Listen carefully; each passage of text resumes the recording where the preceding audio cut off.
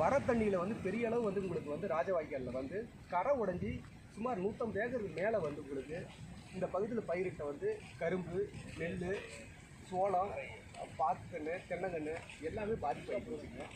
எங்களுக்கு வந்து இந்த பாதிப்பு இடங்கள் வந்து முழுமையாக கணக்கெட்டு முழுமையாக வந்து விவசாயிகளுக்கு வந்து ஏக்கருக்கு 40,000 இழப்பீடு வழங்க சொல்லி மாண்பு தமிழக முதலமைச்சர் கோரிக்கை வைக்கிறோம். இது உடஞ்ச கரையை வந்து சீரமைச்சு மீண்டும் இது மாதிரி எவ்வளோ மழைகளை வந்தாலும் வாய்க்கால் கரையை உடையாத மாதிரியும் வருடம் தூர்வாரி கொடுத்தோம்.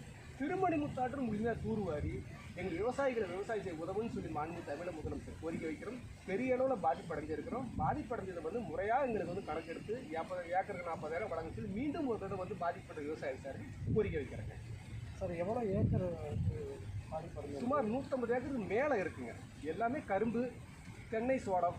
ஒரு 18 ஏக்கரை சோளம் வச்சு இன்றைக்கி வந்து 20 நாள் ஆகுதுங்க. எல்லாமே அழுகி போயிடுச்சு. எல்லா பூரா வெள்ளக்காடாக தான் இருக்குது. எங்கே பார்த்தாலும் தண்ணி தாங்க.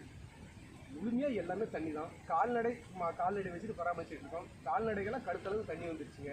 விடிய காலம் நேரத்தில் எந்திரிச்சனால எல்லாமே வந்து உயிர் சேதம் இல்லாத அளவுக்கு நாங்கள் இன்றைக்கி வந்து எனக்கு மாட்டுகளை காப்பாற்றி இருக்கிறோங்க.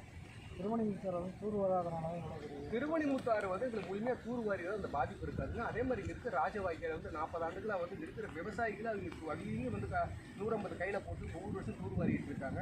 இது வரல வந்து இந்த ராஜவாய்க்கால் எப்பயுமே அரசாங்கம் பண்ணது கிடையாது. எங்களுக்கு முழுமையாக தூர்வாரணுங்க. தூர்வாரின்னு ஒரு பாதிப்பு இருக்காது. கரை உடஞ்ச கரையை வந்து பலப்படுத்தணும். மீண்டும் இந்த மாதிரி பாதிப்பு இல்லாத அளவுக்கு தமிழக அரசு வந்து நடவடிக்கை எடுக்குன்னு சொல்லி நாங்கள் விவசாயிகள் சார்பில் கோரிக்கை வைக்கிறேன். திருமணிமுத்தாற்று பாசன விவசாய சங்க ஒருங்கிணைப்பு கொண்டாம் தங்குறேன்.